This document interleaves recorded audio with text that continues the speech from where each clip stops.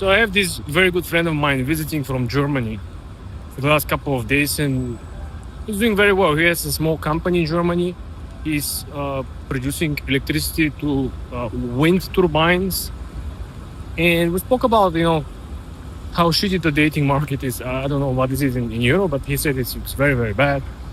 And he kind of basically asked me what's the best approach right now, because he's a business owner. He's looking through the perspective of business owner on the personal life as well. He said how we can actually hedge the market, how we can actually spread your bets and not being left alone in the end.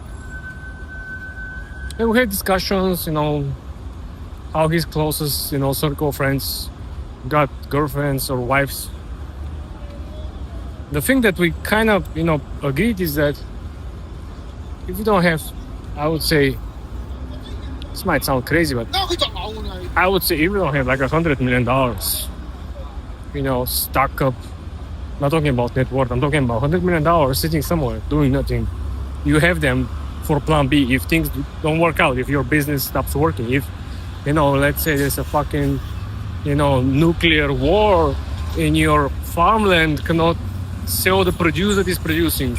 Let's say you cannot sell the weapons, or you have private army, you cannot sell the service of your private army because the war is like on completely different level, where is it different weapons are used, right? All this, you can export your tobacco, all these businesses that on the first look appear to be forever. Just think about if you have a business with export like tobacco, right? You will think that business is forever. If you export liquor or produce liquor, you think the business is forever. All the people with private armies, or machine producing all the weaponry, you will think that this is going to be the business forever, but that's not really how it works.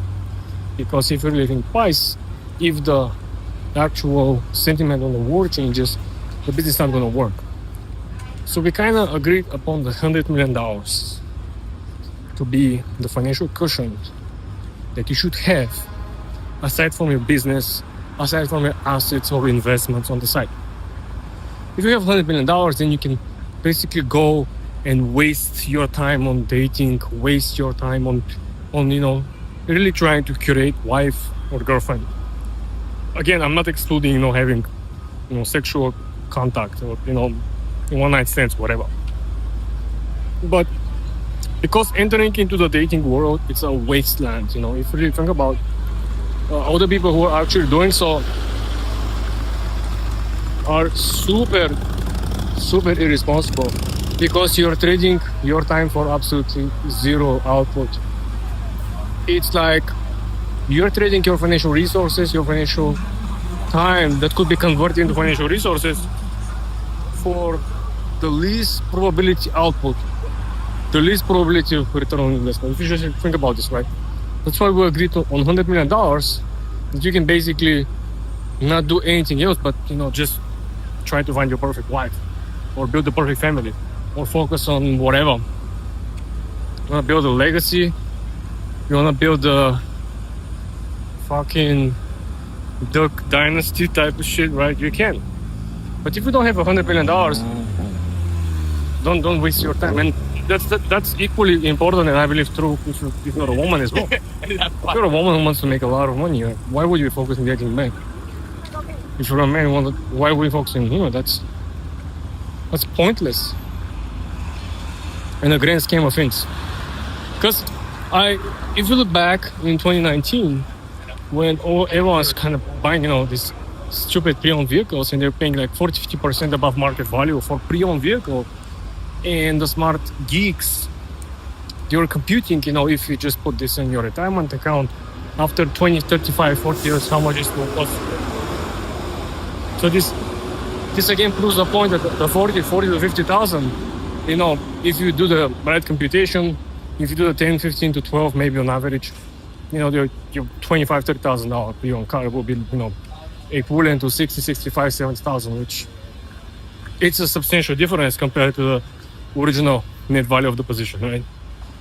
So that's why I'm trying to explain that if you don't really sit on $100 million, you really waste your time on this particular element of the social life. Because social life is mostly fake.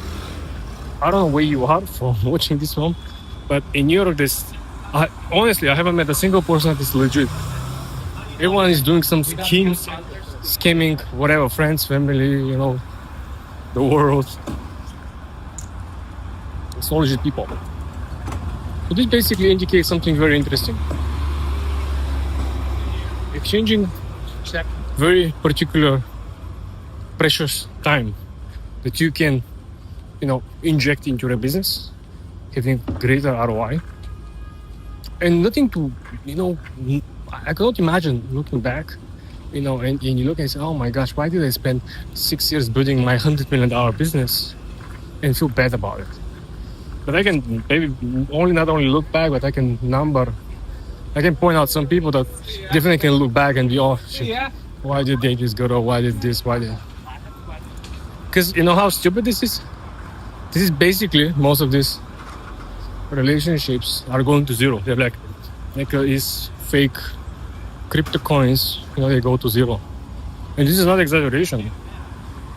Think about how many actual relationships, people who spend years together, they want vacations, they purchase houses, and then they divorce, and everything go bust. Neither of them remember what actually happened. They spent 5-6 years, and they don't remember what happened. Imagine everything evaporates the second you actually, split. So I believe relationship or social life or personal life, it's not an investment. It's a complete waste of time. That's why I call them that you don't have $100 million to enter the wasteland. Maybe I should put this title. Should read, if you don't have $100 million, don't enter the wasteland of relationships, something like this. Because it's true. I honestly believe that. I honestly believe that you don't really get to benefit more of spending more time on, it's just all this nonsense. And the numbers read correctly. Look at Jeffrey